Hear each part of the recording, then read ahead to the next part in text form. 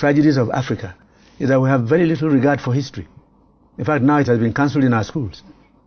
Where were we 40 years ago, 50 years ago? What have we learned from other societies like India and China and Brazil? We copy a bit too quickly and too wrongly from elsewhere. And we also copy from the wrong sources. In 1986, we had this thing called the Structural Adjustment Program dumped on Africa. That destroyed most countries in Africa. Everything. And I am sorry to say, I am not an economist. I was in Hong Kong visiting with a friend when we heard on television that the auctioning began in April. Auctioning of our national currency. Exactly. And it was 3 naira to $1.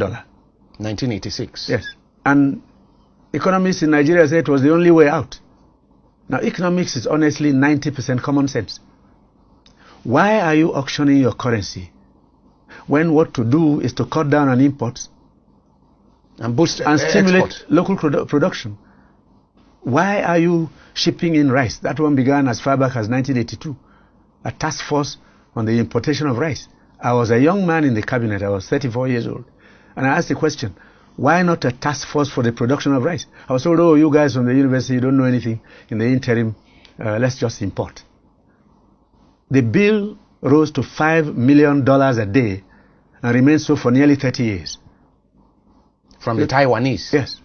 Taiwan, from Thailand, Vietnam, and even India. You just ship your money out and ship in goods. And once the structural adjustment came, we added onto it free trade. So we opened our windows, our doors, our roofs, and any foreign good was arriving. Dumped in. Plastics that wouldn't last an hour in the hand of a child as toys, honey, sugar, milk, toothpicks, handkerchiefs, pins on the table. We produce nothing. If you go to your house and look around, practically everything. What is it that is made here? Almost nothing.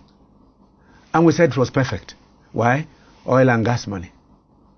You ship out oil, send the proceeds to sustain other economies and bring in their goods. Along with the goods, unemployment and poverty started. Yeah. So then we lost all our institutions, yes. Industries. Yes, exactly.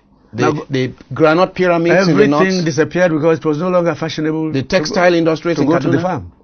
So, if you go to the southeast, between 1982 and 1990, 510 industries sprang up. I think the Igbos then decided, rather than trade, we'll produce. Less than 90 of those industries are still running. The factories have closed, their owners have died. 500 industries. In the east. The owners have died, their dreams have died. All of this is being caused by a fundamental problem. There's discomfort.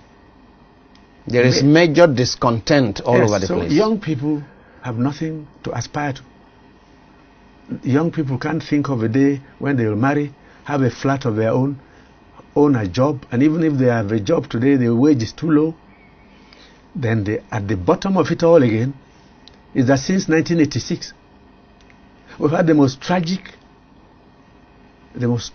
philosophy of economic management, where interest rates have stood on the average at between 25% and 35%. And no one can invest with that kind of thing. Now, how do you borrow at 35% unless you are into crime? Maybe cocaine. What do you produce with 35%? And buy your generator, and buy your diesel, and pay your tax, and pay your workers a living wage. And when you talk about it, these brilliant people said they read in Harvard and Yale and Oxford. Where in the world are interest rates this high now?